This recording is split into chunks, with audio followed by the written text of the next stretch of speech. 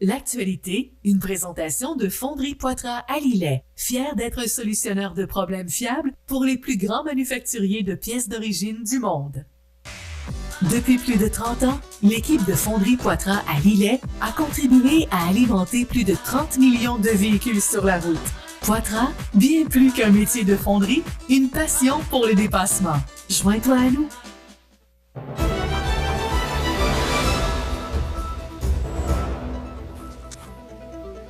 Alors, dans les grands titres de l'actualité de ce vendredi 24 octobre, d'abord, parlons sécurité, prévention et multiples arrestations sur la route, la SQ, et sur le terrain. Bien, on a eu 2 rapports, justement, à cet effet-là.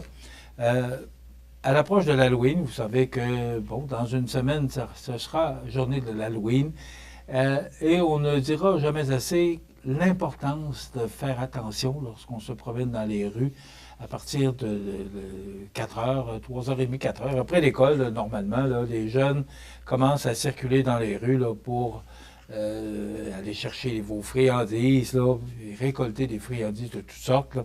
Alors, la Sûreté du Québec veillera au grain et rappelle l'importance de la prudence et de la visibilité pour assurer la sécurité des jeunes et des usagers de la route. Donc, ce qui est important, c'est que les jeunes soient bien visibles, qu'on les voit vraiment là, très bien.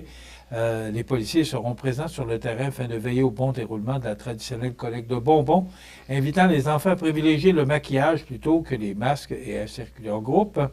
En parallèle, la SQ poursuit son travail de prévention avec l'initiative Zone Zéro, en collaboration avec la SAC, le ministère des Transports et de la Mobilité durable.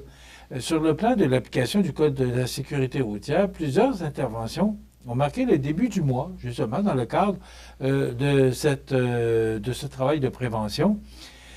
Et c'est à voir, c'est à constater qu'il y a encore des gens qui ne s'attachent pas. Il y a encore des gens qui conduisent avec le cellulaire au volant. Je ne sais pas ce que ça va prendre que les gens comprennent. À Lillet, un conducteur de 45 ans de Cap-Saint-Ignace a été sanctionné de 2 250 $ d'amende pour non-respect des conditions de son antidémarreur éthylométrique. Bon, ça, on n'a pas de commentaire à donner là-dessus. À Scott, un automobiliste a reçu 2 constats totalisant 1 400 $ pour grand excès de vitesse et absence de permis approprié. Le 14 octobre, les policiers de la MRC de Montmagny ont mené une opération ciblant les véhicules lourds, la distraction au volant et les comportements imprudents. Sur la route 283 qui mène vers Notre-Dame-du-Rosaire et Saint-Paul, les policiers ont émis 4 constats pour excès de vitesse et 1 pour un autre type d'infraction. L'opération s'est poursuivie sur l'autoroute 20 dans le secteur de Saint-Pierre. Les policiers y ont délivré 3 constats pour excès de vitesse, 1 pour un permis impayé et un autre pour une absence de vignette mécanique sur un véhicule de promenade. Enfin, pas moins de 5 arrestations pour conduite avec les capacités affaiblies par l'alcool ou la drogue ou le joli mélange des deux. Incroyable. Je ne peux pas croire et je vous dis ça aujourd'hui, là. Et la semaine prochaine, dans 2 semaines, je vais vous arriver avec le résumé de la Sûreté du Québec. Et encore, on va nous arriver avec pas attaché, le cellulaire au volant. Vous savez, quand on a le cellulaire, là, vous essayerez de regarder sur la route, là, d'avoir les 2 doigts sur le cellulaire, de tenir le volant, puis de regarder en avant. Alors, si je vous fais la démonstration, si je texte ou j'écris à quelqu'un, bien, je suis là, il faut toujours bien que je vois les lettres. Alors, je n'ai pas les yeux sur la route. Et là, comment je fais pour tenir le volant? Ça ne marche pas. Et je ne comprends pas qu'il y a des gens qui ne comprennent pas que ça ne marche pas. Et là, quand on est là, si jamais le véhicule en avant a freiné pour toutes sortes de raisons, qu'est-ce que vous pensez qui va arriver? Ou encore, ce qui arrive souvent, c'est que le véhicule dévie, et là, on s'aperçoit qu'il est trop tard. Puis, vous savez qu'à 100, 110, ou peu importe la vitesse où vous roulez, ça se fait vite, là. Mais, on a encore ce nombre de constats d'infraction par rapport aux gens qui se promènent avec le cellulaire au volant, ou encore pas attachés. On déplore encore des accidents que probablement les gens auraient pu survivre à cet accident s'ils avaient été attachés. Mais ils ne l'étaient pas. Alors, la Sûreté du Québec qui multiplie ses opérations, et quand on constate ça, bien, dans une autre nouvelle, là, 19 000 constats d'infraction.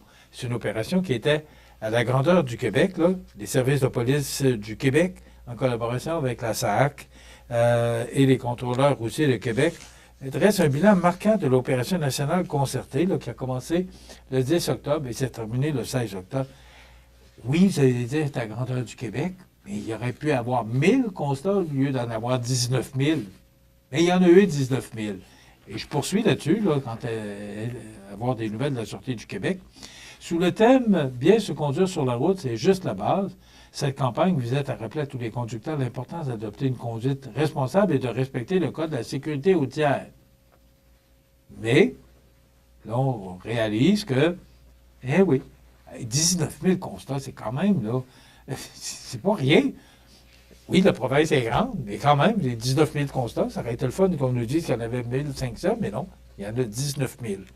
Parmi les constats émis, 1 500 concernaient l'usage du cellulaire au volant. Alors, on en a parlé dans la nouvelle précédente, là, qui concernait plus notre région.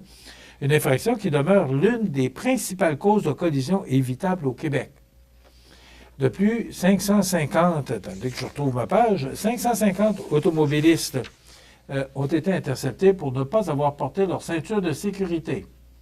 Un geste pourtant simple, mais ce qui m'encourage, il y en a 550 sur 19 000. On va s'encourager avec ça, on va se donner des signes encourageants pour dire que ça s'améliore à quelque part. Là. Les véhicules lourds ont également fait l'objet d'une surveillance accrue, notamment lors des opérations de contrôle ciblées le 10 octobre. Au-delà des contraventions, cette campagne avait aussi une vocation de sensibilisation. Les différentes organisations policières ont déployé des messages de prévention sur les médias sociaux visant à conscientiser la population sur les conséquences de la distraction et des comportements imprudents au volant. Avons-nous encore besoin d'être conscientisés par la police pour comprendre que le cellulaire au volant, la ceinture de sécurité, que c'est les deux, ou ce serait, je vais dire au conditionnel, ce seraient les deux principales causes des accidents mortels au Québec et peut-être même partout ailleurs.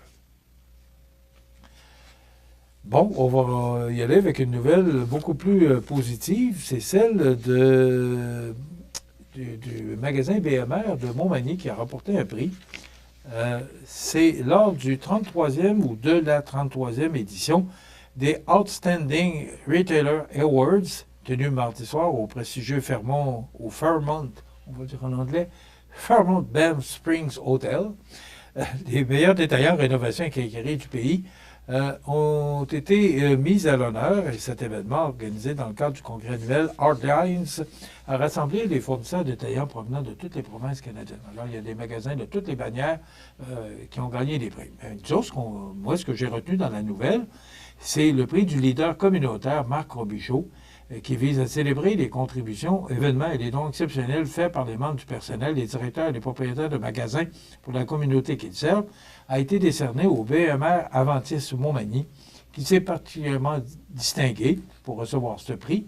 Ce commerce, dirigé par Danny Boucher, a su se démarquer par son engagement local, ses bonnes pratiques commerciales et son service à la clientèle exemplaire, mais aussi le magasin de Montmagny s'est distingué grâce à la campagne Cooperdon d'Aventis, dont l'édition 2025 a remis 90 000 $. Ça s'est passé au mois de mai dernier. Et aussi son implication dans différentes initiatives, notamment la murale Aventis du 375e de la ville de Montmagny et le centre dentaire familial de la MRC de Montmagny. Rappelons que les gagnants ont été choisis parmi un vaste bassin de candidatures d'un bout à l'autre du pays. Le jury a évalué la capacité des entreprises à innover, à se positionner sur des marchés de niche et à maintenir des relations durables avec leur clientèle. Donc, bravo à M. Danny Boucher, un homme bien sympathique que j'ai l'occasion, parce que je vais régulièrement dans ce beau et nouveau magasin, tout rénové récemment. C'est vraiment beau comme magasin, là. C'est grand, il y a du stock, il y a de la marchandise là-dedans. Donc, bravo Danny Boucher, qui est le gérant du magasin BMR de Montmagny pour cette belle distinction et bravo à tout son personnel également qui travaille fort pour bien nous servir.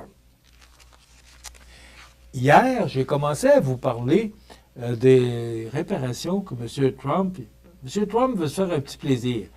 Il est à construire une salle de bal recevant 1000 personnes. Et là, il est en train de détruire, démolir du côté est de la Maison-Blanche.